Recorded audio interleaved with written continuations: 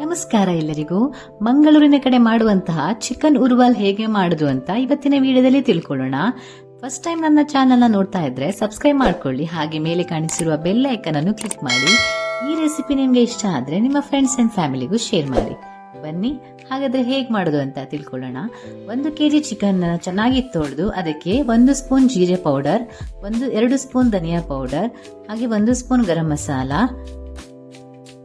2 ಚಮಚ ಶುಂಠಿ ಬೆಳ್ಳುಳ್ಳಿ ಪೇಸ್ಟ್, ರುಚಿಗೆ ತಕ್ಕಷ್ಟು ಉಪ್ಪು, ಹಾಗೆ ಸ್ವಲ್ಪ ಅರಿಶಿನ ಮತ್ತು 1 ಮೀಡಿಯಂ ಗಾತ್ರದ ನಿಂಬೆಹಣ್ಣಿನ ಪೂರ್ತಿ ರಸವನ್ನ ಹಾಕಿ ಅರ್ಧ ಗಂಟೆ ಮ್ಯಾರಿನೇಟ್ ಮಾಡಿ ಇಡಿ. 15 ರಿಂದ 20 ಬ್ಯಾಡಿಗೆ ಮೆಣಸನ್ನ ಬಿಸಿ ನೀರಿನಲ್ಲಿ ನೆನೆಸಿ ಸ್ಮೂತ್ ಪೇಸ್ಟ್ ಮಾಡಿ ಇಟ್ಕೊಳ್ಳಿ.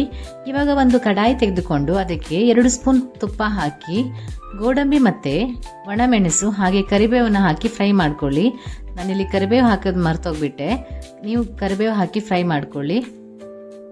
ಇದನ್ನ ಎತ್ತಿಟ್ಕೊಂಡು ಇವಾಗ ಅದೇ ಕಡಾಯಿಗೆ ಮತ್ತೆ 2 ಚಮಚ ತುಪ್ಪ ಹಾಕಿ ನಾವು ಮಾಡ್ಕೊಂಡಿರೋ ಖಾರ ಪೇಸ್ಟ್ ಅನ್ನು ಹಾಕಿ ಚೆನ್ನಾಗಿ ಬಾಡಿಸ್ಕೊಳ್ಬೇಕು.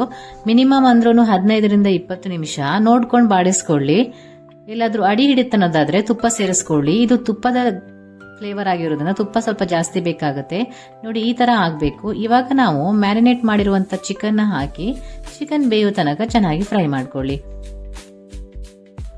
ತುಂಬಾ ಸುಲಭವಾಗಿ ಮಾಡುವಂತ ಟೇಸ್ಟಿ ಚಿಕನ್ ಇದು, ಖಂಡಿತ ನೀವು ಒಂದ್ಸಲ ಟ್ರೈ ಮಾಡಿ. ನಾನಿಲ್ಲಿ 2 ಪೀಸ್ ಬೆಲ್ಲ ಹಾಕಿ ಮತ್ತೆ ಮುಚ್ಚಳ ಮುಚ್ಚಿ ಚಿಕನ್ ಚೆನ್ನಾಗಿ ಬೇಯೋ ತನಕ ಬೇಯಿಸ್ಕೊಳ್ಳಿ. 2 ಸ್ಪೂನ್ ತುಪ್ಪ ಹಾಗೆ ಉಪ್ಪು ಕಮ್ಮಿ ಆಗಿರೋದ್ರಿಂದ ಸ್ವಲ್ಪ ಉಪ್ಪು ಹಾಕೊಂಡು ಬೇಯಿಸ್ಕೊಳ್ತಾ ಇದ್ದೀನಿ.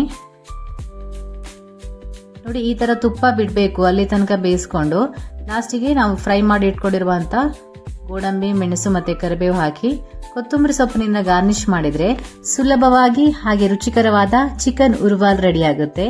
ನೀವು ಕೂಡ ಒಮ್ಮೆ ಟ್ರೈ ಮಾಡಿ ಹೇಗ್ ಬಂತು ಅಂತ ಕಮೆಂಟ್ ಮಾಡಿ. ಹಾಗಾದ್ರೆ ಮತ್ತೆ ಸಿಗುವ, ಅಲ್ಲಿವರೆಗೂ ಟೇಕ್ ಕೇರ್, ಬಾಯ್.